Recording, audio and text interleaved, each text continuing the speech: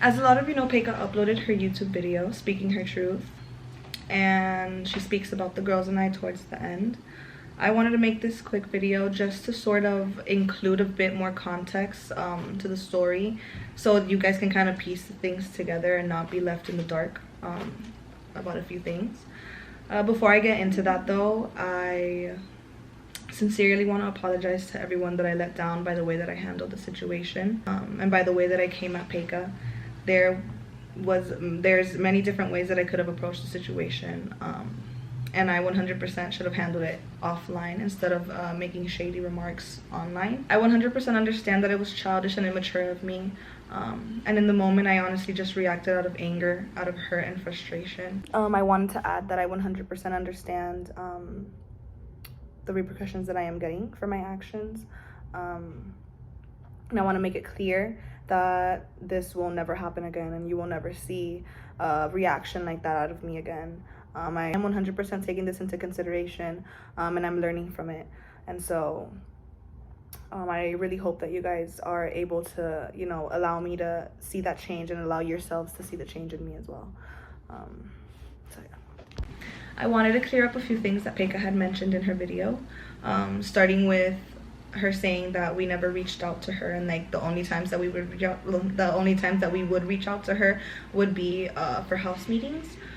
That's not completely true. There was multiple times that I reached out to Peka, even going as far as to calling her on FaceTime. I just never would get an answer. There was one time when I did reach out to Peka asking her if there was anything going on between the two of us, and if we could talk about it, just so that we could, you know, be good with each other, because I honestly didn't want to be on bad terms with her. And she responded with a really long paragraph. I'll insert that paragraph right here so that you guys can read it. In that paragraph, she mentioned a few things that we had actually already talked about in person. Me, Ems, and her had a conversation that had to do with everything that she sent me on the text. I also want to talk about an incident where it just sort of made me keep my guard up a little bit. Not necessarily implying that I had any trust issues with Peka, because from the beginning everything was genuine, you know, like when we first met, I think me and her kind of hit it off like right away. We actually had a really big bond. You know, I was really comfortable with her, she was comfortable with me. Everyone would kind of say how me and her were like sort of similar, and had like similar characteristics and personality traits. And so I really cherished our friendship 100%. I never second guessed her, never had like, you know, any trust issues. Just one thing that kind of threw me off a little bit and made me question, you know, how important our friendship was to her, I guess. So when she sent me this text, I was actually taken by surprise, because she mentioned a lot of stuff that we had actually talked about in person. Me, her, and Ems had a conversation in their room, you know, prior to leaving LA. And I thought that we had fixed everything, you know, but from reading Peka's message, I could tell obviously that there was something still wrong, and maybe she didn't get the clarity that she needed, or that she wanted. And so I responded back and I let her know that I appreciated her communicating with me, and that I was sort of like surprised, you know, that she still sort of felt that way. After I sent her that text, she didn't reply, so I texted her the next day, and I asked her if she wanted to get on a FaceTime call instead of texting about it, so that we could speak and, you know, fix things between us. She said that she was down for the call, but it sort of just never happened. I reached out to her a few times, I called her a few times, but she never picked up. And so I eventually just gave up, you know, and thought that she just didn't want to fix anything and she just wanted to do her own thing. After that, I did reach out to her a couple more times, and I just never got a response from her. So eventually I just stopped reaching out to her. I kind of want to talk about the conversation that me, her, and Ems had in LA, but I also want to give you guys a bit of a backstory as to why I felt the way that I felt towards Peka. So the second trip to LA was a bit different than the first trip. We weren't staying with the boys in the same Airbnb. We all had planned to come back to LA during the same time, just so that we could all be there together again, you know, and create the same content as before. The girls and I have gotten an offer from one of our really good friends who works with a bunch of promos, campaigns, and he let us know that he had an offer for us to stay in a house with a few of our other friends. We would be able to have our own room. We would be able to, you know, have our space so that we can put our luggage and everything. And we saw it as a really good opportunity, especially because Diego and Peika were sleeping on the couch during the time. We wanted them to be able to have their own room. So we thought it was a good idea. So the girls and I took the deal. And when we settled in, we didn't see them for like the first few days that we were there. We were honestly just settling in. We were making sure that we had everything, you know, set. We were gonna stay there for a good month, so we wanted to have our food ready. We wanted to have our water ready. It just took a couple of days to get everything together. On top of that, we also did have our responsibilities with the house because we were promoting an app, which is the Vibely app, which is why the house was considered the Vibe House. And so we just wanted to get the responsibilities out of the way first before, you know, starting to do anything else, just so that we had our free time and we wouldn't be worrying about, you know, getting something done. During the second LA trip, I was actually going through a few personal problems with my name being put out on the internet in a really bad way. I was being bashed online. I was, you know, being made fun of, and so it was just a really hard time for me the second time around. I was really distant not only with Peika, but I was distant with Emily, and I was distant with Sile. I was distant with everyone around me. Usually when I'm going through something, I don't know how to cope with people around me, so I usually just deal with it by myself. Also for the fact that I don't want to put my problems on other people. I've just never really been the type of person to do that. I was over at the boys' house this one day, and I was just sort of ranting to Santi about the situation. I was letting him know how, you know, the situation was so crazy, how I couldn't believe that this person was doing this to me. And while ranting, I mentioned something really, really personal that shouldn't be put online. And while I was speaking, Peika was recording right in front of me. Well, right beside me. Santi was in front of me and Peika was like on this side of me. And so while I was speaking, I looked into the camera and, like, you know, I said what I was saying, and then I looked away and I continued speaking to Santi. And you know, I could understand that because I looked into the camera and I knew that she was recording, whatever she filmed, she had a right to put online. The only thing about that is that what I said was something very personal. It was something that shouldn't be put online. It was something that, you know, maybe you would ask the person saying it if they wanted it to be online. But I never got a question. I woke up, I think it was 2 days after I woke up in the morning, my DMs were blowing up, my TikTok was blowing up. There was people telling me that my pictures were about to get exposed. There was other people telling me that my pictures already did get exposed. And so that issue really started with the clip that Peika had left on her YouTube video. Now, I'm not saying that I blame Peika for including the clip. I also told her that in person, that I never, you know, put any type of blame on her. All the blame I was putting on myself, because I knew that I looked into the camera. I knew that I was speaking while she was filming her video. And so it just sort of, you know, it was really, I was just being hard on myself. So when all of the DMs were coming in and all of the messages were coming in, I started freaking out. I called Peika, she didn't answer. After her not answering her call, I texted her asking her if she could take down the video. Finding out now that she was a bit hesitant to take down the clip of the video, you know, after I was begging her, after I was telling her that I was about to get exposed, my pictures were about to get out there. It just sort of made me question our friendship a little bit. Just because I would always speak to her, you know, about the situation with my ex. And I would always tell her how reactive he was. And she knew how reactive he was, you know. Any little thing that I would post on social media that didn't even have to, you know, do with him, I would get a reaction out of it. So she 100% knew how reactive he was. And, you know, I feel like she could have taken into consideration that I was speaking about him in the video, and I would have just maybe appreciated receiving a message of that clip, and maybe a question being like, hey, are you okay with having this out there? But I never got that. So, and again, I don't blame her whatsoever. I know that I was looking into the camera. I know that I knew she was recording, and so that's why I also let her know that I wasn't upset at her. After she took down the clip, I thanked her. You know, I was really fucking thankful that she took down the clip. I let her know right away that she took it down, but I was still dealing with, you know, having my pictures possibly being put out there. I was still dealing with threats. I was still dealing with hate messages, and so it was really hard for me to sort of communicate to anybody around me. For those few days, I was honestly just laying in my bed. I wasn't speaking to anyone. I was just scrolling through TikTok, and like every few scrolls it would be like, you know, a TikTok with a whole bunch of screenshots degrading me and talking, you know, down on me. So it was just a really hard time.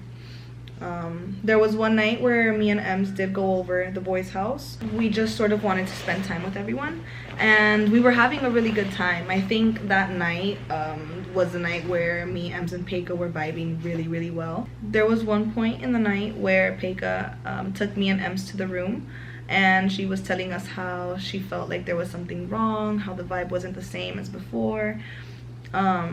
And you know, I let her know that her feelings were very much valid, and I understood why she would feel like that. I went on to explain that I 100% wasn't myself. I was going through hell and back. I just wasn't myself completely the second time in LA. It was really hard for me to keep a positive mindset with everything going on, and it was hard for me to communicate with the people around me. And so I made sure to let her know that.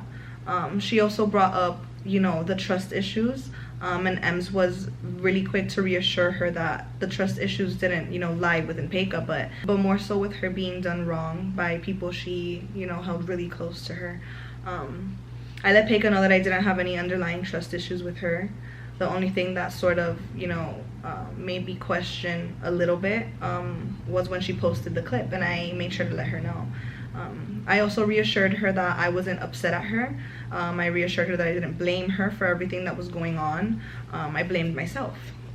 And so, you know, we had a really good talk. We had a nice long talk, and I thought that we at least had like fixed the issue, you know. At least that's what Peka made it seem like. And so we went back out after speaking, and we, you know, continued the night. We continued having fun. We continued dancing around. And then the days after that, we were good. You know, we hung out again. We saw her a couple times. She came over to our house. We would go over to their house. And it was a lot of, you know, back and forth in between the houses. And so the time comes for all of us to go back home. The girls and I go back to Miami.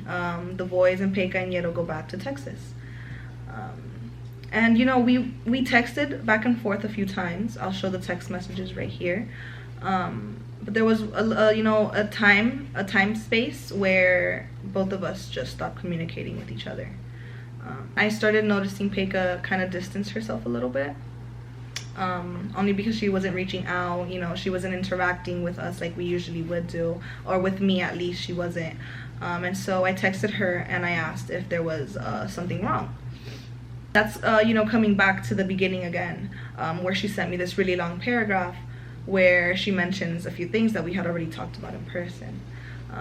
You know, her sending me the paragraph was the confirmation that I needed to know that, you know, the conversation we had in person didn't really give her the closure that she needed. I responded to her, thanking her for communicating with me, and then went on to explain everything else.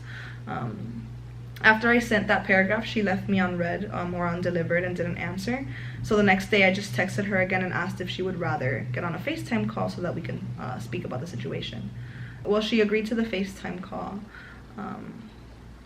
And, you know, I didn't call her right away.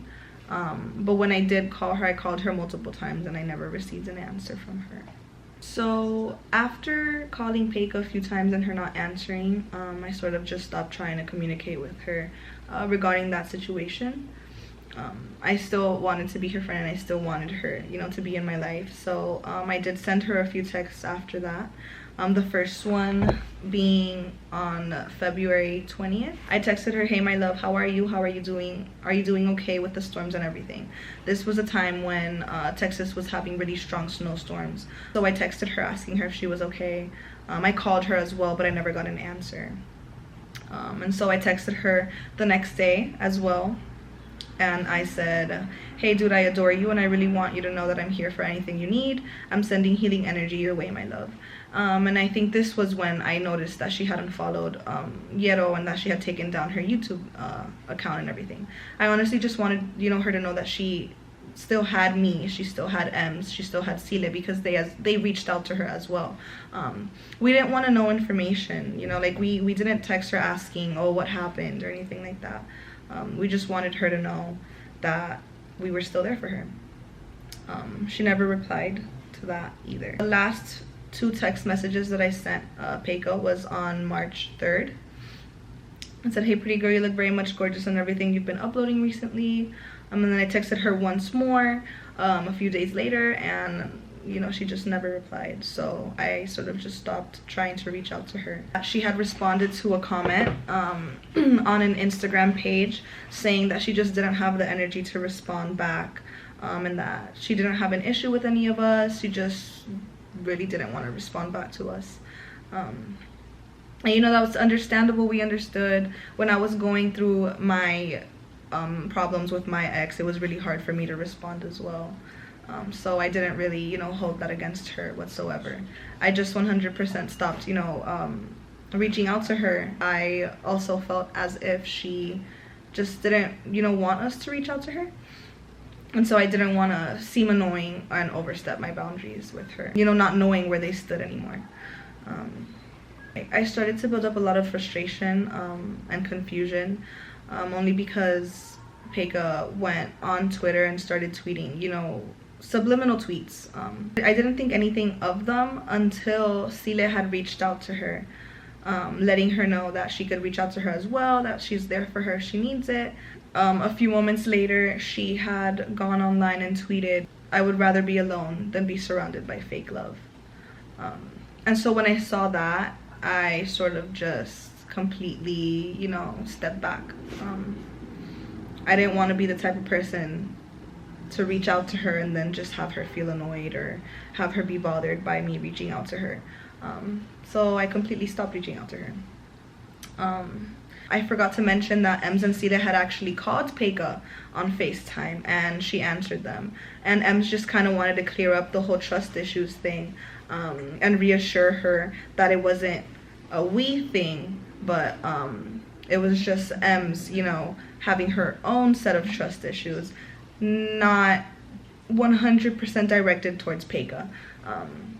You know, in any friend group, I think it's normal for anyone to have a bit of trust issues. Trust is something that, you know, is earned and not really easily given out, especially if you've, you know, been done wrong in horrible ways by people. So after, you know, the tweets and everything, after me stepping back a little bit, Ems went live one day, and the comments were just, "Oh, where's Peika? Where's Peika? Where's Peika?" And our lives had actually kind of been like that for a little bit. I think Ems just wanted to sort of, you know, speak about it just so that everyone would have clarification. After that, neither of us like reached out to each other. And I feel like this situation honestly could have been avoided completely if there was more communication between all of us. It was just really hard to get a hold of Peika on my end. I also want to make it clear that I never told Peika that I had trust issues with her. I let her know that, you know, everyone sort of has a little bit of trust issues, and my trust issues lied more with family and really close friends, not specifically with her. For her to say that said we don't trust you, that wasn't true. I sort of want to get into the text messages that I had sent Peika. I 100% sent those text messages out of frustration. I sent them out of anger. And I know that the way that I reached out to Peka was immature and childish. There was many other ways that I could have reached out to her. I think I just felt sort of betrayed because, you know, what I feared most actually happened. I want to start off by saying that I in no way support Amador, and I in no way support the videos that he, you know, posted online about Peka, especially because I've been through something like that, and it's not a good feeling. I also didn't reach out to Peka only because, you know, she just made it really clear that she didn't want to speak to us, and so, you know, I would have just been texting her. Probably I felt like I was bothering her. I in no way support Amador, but he did end up telling us what Peka had said about us. He did tell us specific information that only Peka knew, that only we trusted Peka with, you know, and just didn't tell anybody. And so that was the confirmation that Peka was speaking about us. And so hearing what he said and hearing what Peka had said about us really just sent me, you know, into such an angry headspace, and I reacted out of anger, and I sent those text messages. Those text messages don't define who I am as a person, you know, they don't define my character. They were honestly just sent in a moment of frustration, in a moment of betrayal, and I 100% wish that I would have taken the time to just breathe, put my phone down, and, you know, at least call Peka or try to resolve the issue another way. And I'm so sorry that you guys had to see that from me. I know it's really disappointing, because, you know, my character is always about being, you know, happy, being positive. You know, I don't ever let stuff get the best of me, but it just happened in this situation. I also wanted to go ahead and take responsibility for the 2 videos that I uploaded. One of them was just using a shady sound by Nicki Minaj. It said, "And if I'm fake, I ain't noticed because my money ain't." That was really immature of me. It wasn't necessary at all. And then the other clip was posted on my main. It was just a video of me dancing, and the caption was laughing emojis and me saying, like, anyways. Those videos were 100% childish, and I could have avoided, you know, making it a bigger deal just by keeping my peace and staying quiet. And so, you know, definitely something that I'm going to, like, 100% take into consideration. I'll let you guys know that I also took the time to apologize to Peka personally. She has me blocked, so I wasn't able to reach out to her, but, you know, maybe one day she'll receive the text. This video wasn't made to bash Peka. This video wasn't made to, you know, make her look bad. I just sort of wanted to include a few, you know, details that weren't included in the video, and just sort of, you know, clear up a few things. You know, sometimes things just don't work out. And, you know, it's life at the end of the day as well. Sometimes friendships don't work out. You know, you just got to be mature and move on, you know, not dwell on the situation. But that's basically it. If you guys have any questions, you can go ahead and just ask them below, and I'll probably, like, just be reading and answering. But thank you guys for hearing me out. Yeah. Really quickly, I also want to take this time to go ahead and apologize and take full responsibility for joining Amador's live while he was speaking about the situation. It was a moment where he was talking about the crystal that was left in his car. Ems and I made some really petty and immature remarks. I think I said throw it off a building, and Ems said to burn it. Overall, we 100% reacted like kids to this whole situation, and we know, and of course our actions have consequences, but definitely learned from the situation. So just wanted to put that in there.